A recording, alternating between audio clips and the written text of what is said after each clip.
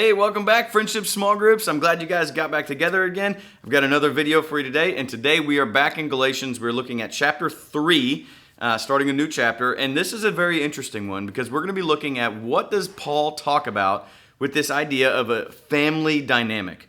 He's introducing this new character, and we haven't looked at yet, of Abraham. Who in the world is Abraham, and why is this guy significant? We're going to talk about that a lot deeper on Wednesday night. So come on Wednesday. We're going to look at this man of faith called Abraham. But this little section of Scripture is talking about family dynamics, being part of God's family. And so when we think of family, you might think of your immediate family, your brothers and sisters, your mom and dad. But then you might think, well, I have friends who I consider part of my family. They are my best friends in the whole world. And when I think of them, I consider them family. Well, that's not really exactly what we're talking about. We're thinking more of the legal side of this. In the Old Testament, there was really kind of three ways that you could become part of God's family legally.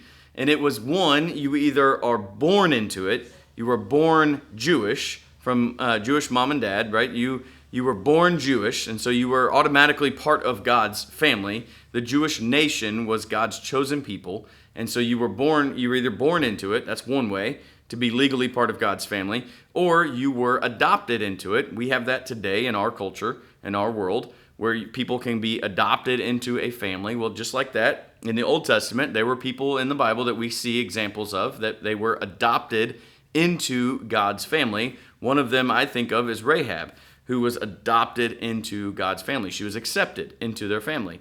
And then we have a third way that people were brought into the family of God in the Old Testament, which was by marriage. And we still have that today. You could leave one family, you join a different family because you were married. That happened in the Old Testament as well. I think of the book of Ruth, the character Ruth, that she was accepted. She was part of God's family because she was married into it. She was a foreign woman who married into God's family and was accepted in part of the Jewish nation of Israel, who was God's chosen people. And so that was kind of the legal ways that they were part of the family of God. But then Paul talks about this in this little section of Scripture of verses 1 through 9, where he talks about how when Jesus came into the life, when Jesus came into the world, he flipped the whole script. He changed the rules of how you now are part of God's family. It's all different now because of Jesus.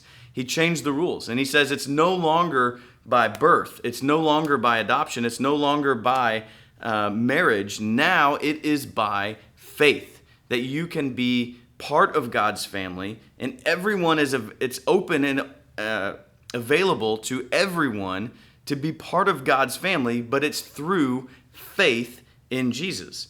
And if we have our faith in Jesus, we believe in him, that we are then accepted as part of God's chosen family.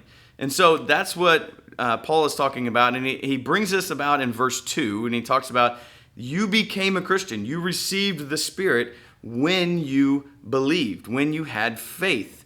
And so our faith is what is now brings us into the family of God. And then he reminds us again in verse 7, and he says, who are those that are the sons of Abraham? Abraham's this man of faith. He believed in God, and God started this family dynamic with him. And he said, the sons of Abraham are those who have faith.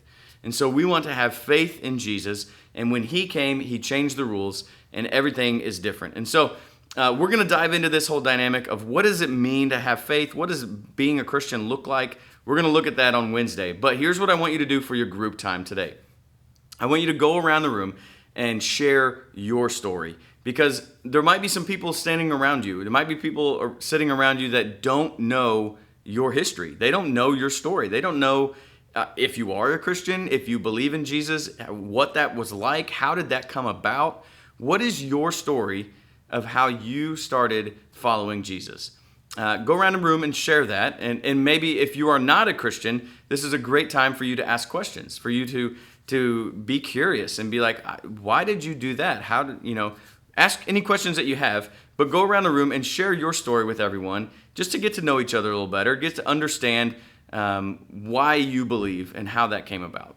So I hope you guys have a great group time. Hope you have good discussions, and I hope to see you guys on Wednesday. So I'll see you then. See you.